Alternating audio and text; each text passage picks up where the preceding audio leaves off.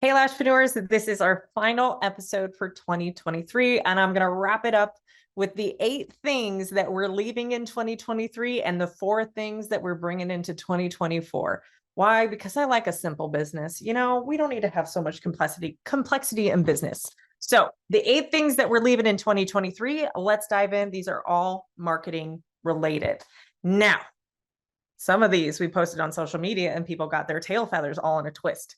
That's how I know this needs to be a podcast episode. Okay, the first one, the turn off number one, that your marketing is turning away clients is when you're doing discounts and giveaways. But I will have an asterisk there. It is how people commonly do discounts and giveaways. I am not saying that you should never discount your prices. In fact, discounting can be very strategic in your business, except most of y'all aren't doing it right. Most people are doing discounts and giveaways with the intention of trying to discount their prices because they think that their price point is the reason why people aren't booking. No, no, no, sis. Your price point is not why people aren't booking. Your marketing is. Ooh, I think I might have ruffled some feathers on that one. Your marketing is the reason why people aren't booking. Because here's why. Either the audience and the following and those that you're putting your offer in front of are cheap or can't afford your services or discount seekers. Therefore, they need a discount. They need you to lower your prices in order for them to afford it. That would be a target marketing issue. You need to correct who it is you're getting in front of that aren't discount seekers, that aren't price sensitive, and therefore you wouldn't need to do a discount. Okay, so you have control over who you put your marketing in front of. And that would be making sure that when you do build a following, an email list, or wherever you're putting your stuff in front of, that they are people who want to invest in beauty luxury services. We don't put it in front of deal seekers. If we're going to do a discount or a giveaway, we need a strategy behind it. So I'll speak to discounts first. Discounts should only be used when there is an end, a deadline, a date in which the discount expires. It's called scarcity marketing, and scarcity marketing is insanely effective. So we need to have a pain point that happens for the client if they choose not to take you up on this offer when it ends. Because, here's the deadline, midnight tonight, this discount goes away, which means tomorrow morning, if you want this thing, is going to be twice the price, or it's going to be $50 more, or it's going to be more expensive. But tonight is the night you need to get in on it. So scarcity marketing can be really effective, and that's how we can use discounting. We also can discount the first service of a client, knowing that we're playing the customer lifetime value game. This is what we teach inside of our high-level marketing programs for building teams and building a clientele for multiple team members. Is when you can track and know how much a client is worth for you in your business. Let's say client comes in, and I'm going to try and keep the math real simple because I'm calculating pulled up $100 for a full set and $50 for a fill every 2 weeks. So a client is worth $100 a month to me in my business. And let's just say on average, clients come back for 8 months. Well, now I know a new client in my business on average is worth $800 in sales to my business in an 8-month period or a year. Cool. Well, I can discount my $100 full set, $20, to make sure that I'm getting somebody in the door on that first service, knowing that my bread and butter is the fills, right? My bread and butter is them coming back, recurring appointments, all that kind of stuff. So you can discount strategically. So we're leaving haphazard discounting and discounting without a strategy in 2023. We're not giving away things without the intention of what is that going to bring into the business or grow the business. Giveaways, I'll give you an example. I did my quote unquote client appreciation months back when I had my business.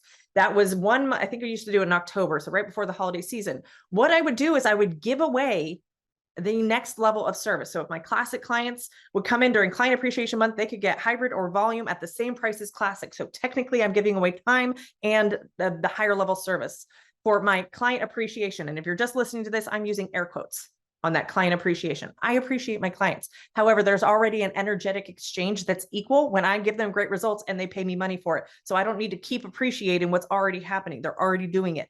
However, I am going to strategically use my opportunity to appreciate them by giving them a better result for the same price that they normally get.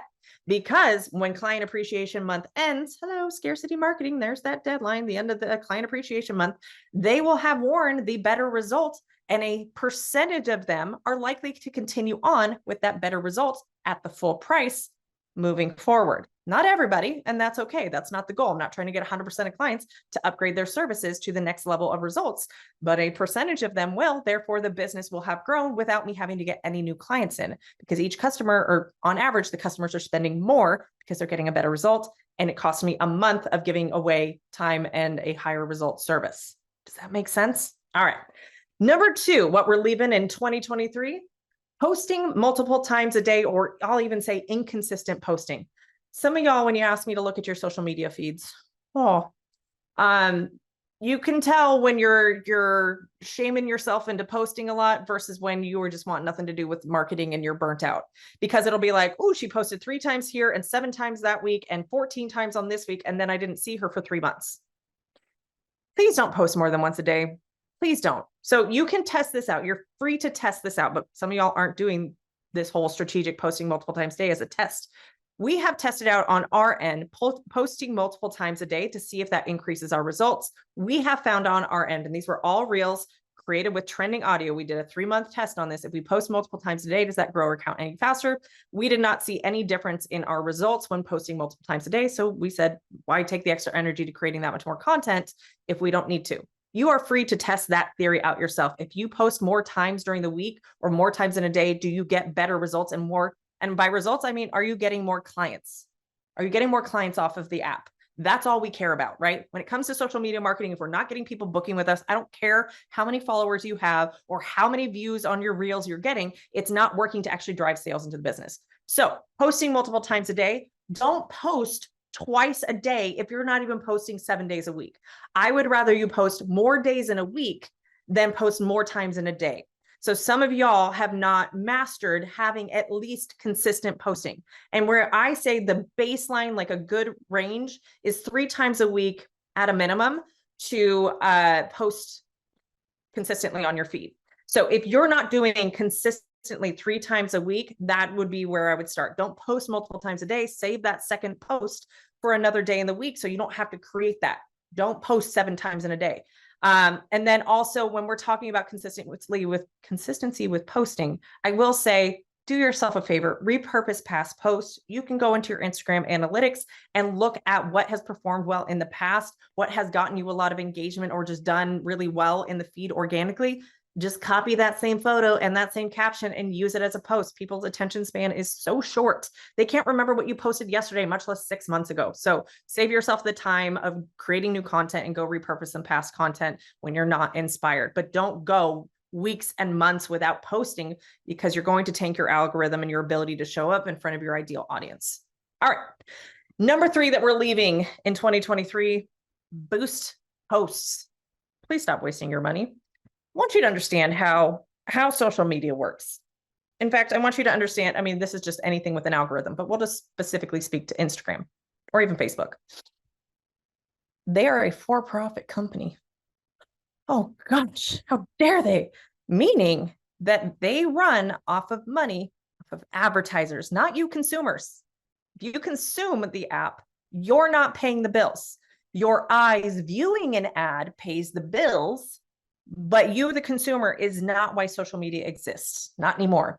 Social media exists for Facebook and Instagram, but Facebook or Meta, to make money. They're for profit. They're there to make money. How do they make money? Off of advertisers. People like me who spend tens of thousands of dollars each year to get my stuff in front of your eyes and for you to consume it. Because if your stuff is good and more people are viewing it and more people are getting exposed to ads, the more money I spend and the more money they make. So boosting posts is a great way for them to take your money without you getting results. And most of y'all aren't doing any sort of ad strategy or ad planning or being intentional about your ads. And so you tend to waste a lot of money. And so you're not getting the results of clients booking. I'm not saying that's for everybody. We have one client in the mastermind who really good boosting post strategy, and it works for her. But most of y'all just see that juicy little blue button on a post that says boost post, and for $5 you can get in front of whatever, 150 more people. But if your post didn't perform well organically, certainly don't spend more money to push it out in the feed. When you want to get into social media advertising, 10 out of 10 recommend it, especially for you beauty service-based business owners. There's a lot of value that can happen for that. but you're going to want to do it through what's called the ads manager. It's the back-end ads management, not the boost post. The boost post does not target an audience well enough for it to be worth the money that you're putting into it. So always recommend, if you want to get into paid ads strategy, boost post is not the way to do that. Learning how to run ads in the ads manager, that's the way to go. Or Meta Business Suite is also what it's called. So no more boosting posts, no more just spending our money just to spend our money, wishing and hoping and crossing our fingers it's going to get in front of somebody who's going to want to book. We want to create marketing that works ongoing and consistently. We want a marketing process. Marketing based on luck is not a good marketing plan because it's not repeatable. Number 4, building followers through peer-based Facebook groups. I don't know. It's probably been a long time since I've talked about the follow for follow trains on the podcast. They're ridiculous. I'm sorry. If you participated in them, you don't understand how social media works. And I understand it. I totally understand it. You think having more followers makes you more credible in the eyes of the client, which means you also don't understand your target client. Clients care about their problems, not your credibility. Your credibility is, can you solve my problem? Can you communicate through your marketing that you can help me and solve my problems and my insecurities? You getting a bunch of other lash artists all over the world or beauty professionals following you because it's a girl power, support each other. I'll follow you, you follow me. Y'all are tanking your ability in the algorithm. You are making it so much harder to get your stuff in front of clients. Why? Because there is an engagement-based algorithm at play here, which means, let's just say you have 500 followers, right? You post something and the algorithm is going to send that post to a test group of your followers to see how it performs. You don't get to choose who those people are. It is just going to pick people who happen to be on around that time and put the post in front of them. And then it is going to gauge based on how long they look at it or whether they engage with it or whether they respond to it or whether they watch it or all of the different things.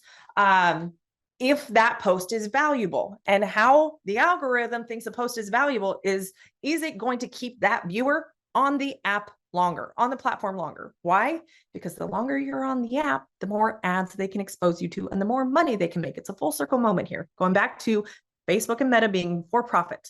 So if you have built a following, no matter how girl power they are, of other beauty professionals, it is not content that is created and relevant to them because you are trying to get local clients, potential clients, to come in and book with you.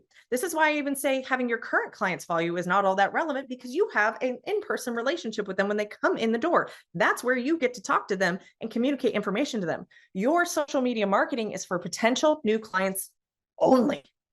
Only. That's only who you should be talking to on social media, is potential new clients. Okay.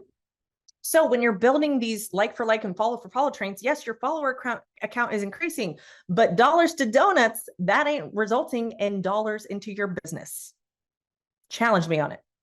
So we do have an episode, we will link it up in the show notes, of the Instagram cleanse. This has proven over and over and over and over and over again for our students that it increases their engagement and their reach of their posts to targeted clients when they get rid of their industry peer professionals. So if I have anybody, I will do this. So just FYI, if you've ever messaged me and you've been struggling with marketing and specifically social media marketing, the first thing I do is I go to your profile and I look at your followers. I can tell if you have more than 1,000 followers and you're a local business, chances are you have the wrong following. And if in the first 5 followers, you've got any sort of industry peer beauty service provider or a man and you don't do services for males, I can tell you've built the wrong audience. And that's why your social media is ineffective.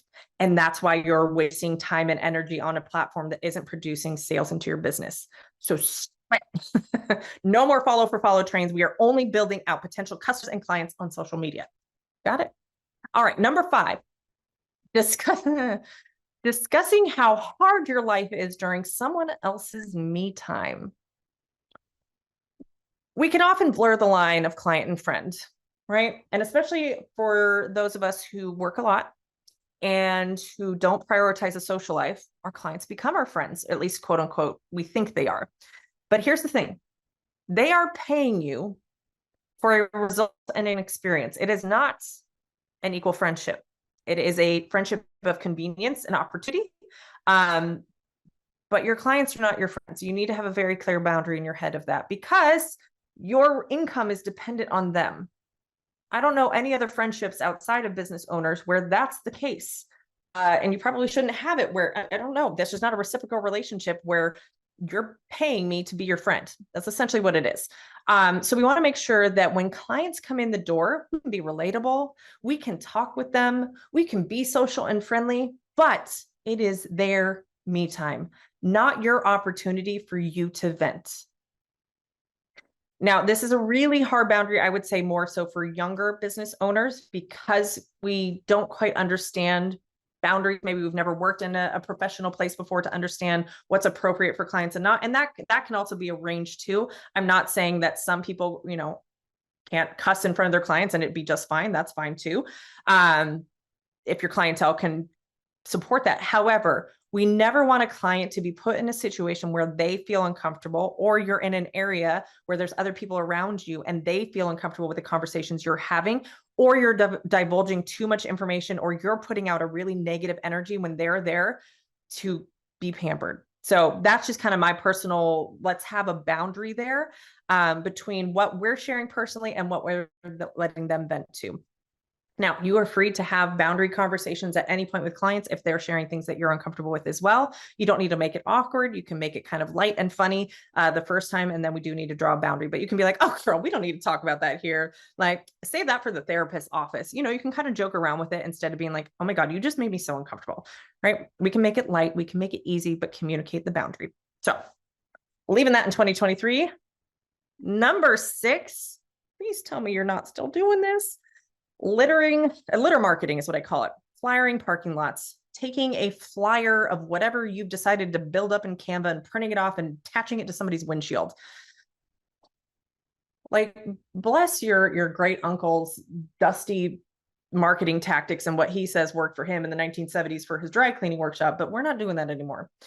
This is a luxury service you provide, no matter what beauty service you provide. And anybody in their right mind who's willing to invest into how they show up and look in the world probably isn't searching their windshield at a mall for it.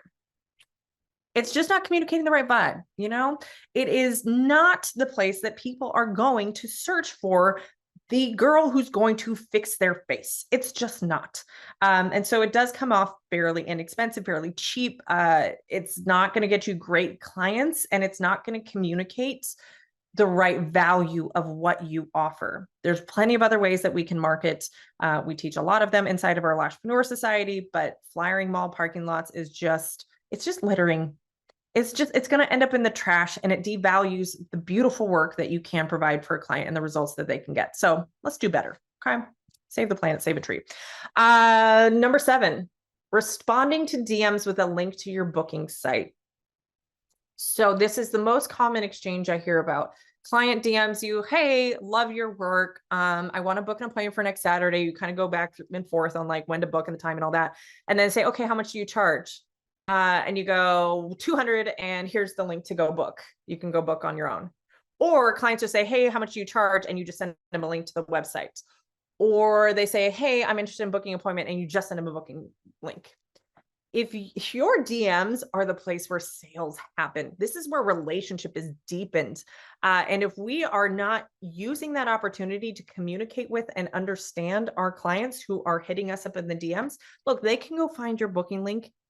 If they Google searched your website or your business name, or they click the link in your bio, they are DMing you to have a conversation.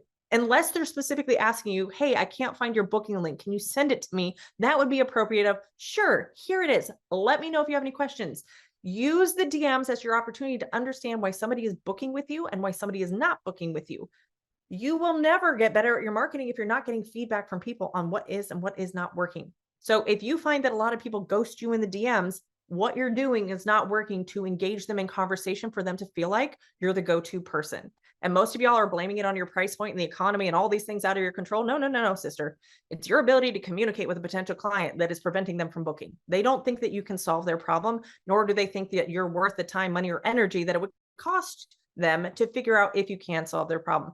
All of which can get improved and worked on and get better conversions when your marketing and your messaging and your communication improves.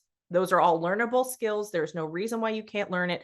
I was not born knowing marketing. I've gotten really good at it because I've done it a lot and I've practiced and I have epically failed on some things and I've learned and I've gotten better at it. Okay. So we are fostering and facilitating conversations in the DMs. We are asking a lot of questions. We have a whole course called Dominating the DMs if you need to know what those questions are.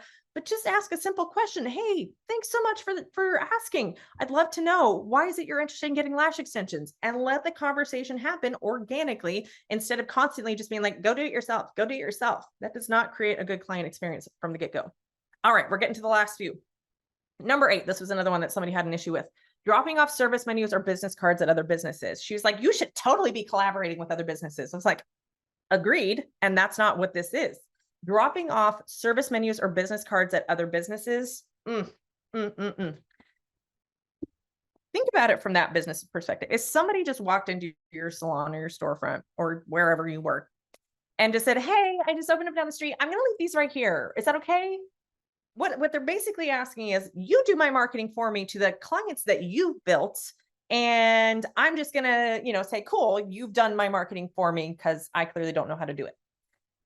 That is not how you end up getting clients from that place. Now, there certainly are places that have like little dedicated spaces for people to put their businesses and their cards and stuff, and that's fine. But that's a really passive strategy. You're not likely to get a lot of clients off of that, other than just like somebody, again, like windshield marketing, like somebody who just happened to be standing there looking, oh, cool, here's an eyelash artist. I was in the market for one. That is not a consistent marketing plan that you can build a multiple 10-figure, what am I saying? Multiple 6-figure business off of, or even get a 6-figure or 5-figure business off of, right? We want marketing that actually repeats and works. So the alternative to this, and not just unsolicited showing up at another business asking them to do your marketing for you, is create what are called strategic partnerships with people who are in front of your ideal type of clients, your target market. That is relationship marketing. So you're going to build a relationship with somebody else who's in front of your ideal types of clients, and they're going to do the marketing for you. You can create collaborations, you can do cross promotions. There's a whole bunch of different ways that you can do that, but you need to build a relationship first and provide value to them before you ever ask them to do something for you, like keep your service menu nearby or talk about your business. So again, that's strategies that we go in depth on inside the Lashpreneur Society. But no more unsolicited dropping off, wasting your money on marketing stuff that is just going to end up in a trash. And really kind of piss off other people, because why would they market your stuff if they don't know who you are and they don't care if your business does well, and you just shimmied your way into the business thinking, that they were going to do anything to benefit your business. All right. That's it. I thought we were doing 10. We're doing 8. So those are the 8 things that we're leaving in 2023. The 4 things that we're bringing into 2024. Here they are. First and foremost, self-care. Self-care. No longer are we pouring from an empty cup. Y'all are going to make terrible business and life decisions when you are coming from a place of being absolutely depleted and burned out on your own. Your business cannot sustain if you are burned out. I am living, walking proof of that. I've walked away from the business because I was so burned out and was not taking care of myself. What is the point of your business if you are so depleted that you don't enjoy it? That even if you were to make money, that you would not enjoy it because you're so burned out and you have nothing left to give. And the idea of taking a client just drains you. At some point in your business career, you're going to run into that. And that is your sign that you're not taking care of yourself. If you are full of anxiety and fear all the time, it's your body's alert system saying, hey, you probably need to rest. And it's really counterproductive to a lot of people who get a lot of value and worth from hustle culture or doing and action and all this stuff, that you actually need rest more than anything. And we have all of these beliefs of like, oh my God, I have to figure this out. I'm not gonna be able to pay the bills and all these stories in our head that keep us from resting, when the only thing that is going to help us creatively problem solve and how to get out of that is rest. Second, strategic plan. Again, we just went over all the things that people do that throw spaghetti against the wall that results in nothing, but they're just trying everything they can think of. We got to start with the end in mind and having a strategic plan. So what is the goal we're trying to get to specifically? I walk through students through this all the time. What is success? What result are we going towards? Okay, you need to make an extra $1,000 a month in the next month. Okay, how many clients does that equate to? Okay, and what dollar amount do those clients need to be at? Okay, so we've got 6 new clients that we need to get in the next month. Well, that's averaging 1 to 2 a week. How are we going to get 1 to 2 a week this week? Those are better questions to ask. That's a strategy that we can get on board with. Not I'm overthinking it and I just can't, I don't know what to do, or maybe I should just try 17 different things, or that one thing didn't, so we're never doing it again. So we're going to do these other things. Blah, blah, blah. When you start with the end in mind, you can create strategy when you're clear on the goal that you're working towards. And most of y'all aren't clear on what that is. So I'll give you 2 examples. Either come up with a dollar amount that you want to be making or grow your sales to, or come up with how many days a week and how many clients you need each day that you want to work. Okay. So for me, I was aiming to get fully booked, right? Which for me was 4 clients a day, 4 days a week. To me was fully booked. So I was starting at 0. So the first step was 1 client a day, the 4 days a week that I'm working. And then the next goal after that was 1 fully booked day where I had 4 clients, 1 out of the 4 days. And then I kept building. Then it was 1 fully booked week of 4 clients, 4 days a week. And then it was consistently booked at 4 clients a day, 4 days a week. So I broke that big goal of being fully booked right off the bat into bite-sized chunks so I could track my progress and break my big goal into bite-sized mini goals. That's having a strategic plan. It'll make your life so much easier. Number 3, support. We're not meant to do this thing alone. Y'all think that you can do everything alone, or that you should be doing everything alone, or that you're just not worthy of help. And I can tell you right now, especially I had a real tough week the other week and acted out of character for me, like let anger just kind of take over for a hot minute. And that was my sign that we've extended ourselves too much. And the beautiful thing that I think I've learned the most this year is I need to learn to ask for help. I'm not meant to do this alone. In fact, I don't want a business where I have to do everything alone and where I have to live life all on my own. I have to depend on myself. That is a trauma response. All right. We can talk about that in life coaching or, in therapy, but there are people who want to help you. There are people who want to see you succeed. There are people who want to support you. And if you don't have those people in your world, go find them. Because if you continue to let people tear you down or tell you you're not good enough, you're going to believe it. But guess what? If you surround yourself with people who believe the best in you, who think that you're capable of great things, you might start to believe that too. Get yourself some support. And number 4, the 4th thing that we are bringing into 2024 is self-awareness and taking ownership over our life, our experience, and our results. You are 100% responsible for the results and the experiences that you have in life 100% of the time. And I know there's a lot of people who jump to victim of all the different things that have happened to them. You are always in charge of your response and your reaction and your perspective. And so having self-awareness to understand what decisions that you've made in life and what decisions you've made in your business to get to the current state, you then can start to make different decisions to get different results. If you keep doing the same thing that you've always done, you will continue to get the same results that you've always gotten. But if you want to do something different, if you want to have different results, then you got to do things differently. So I challenge you to step out of your comfort zone, get comfortable being uncomfortable in 2024.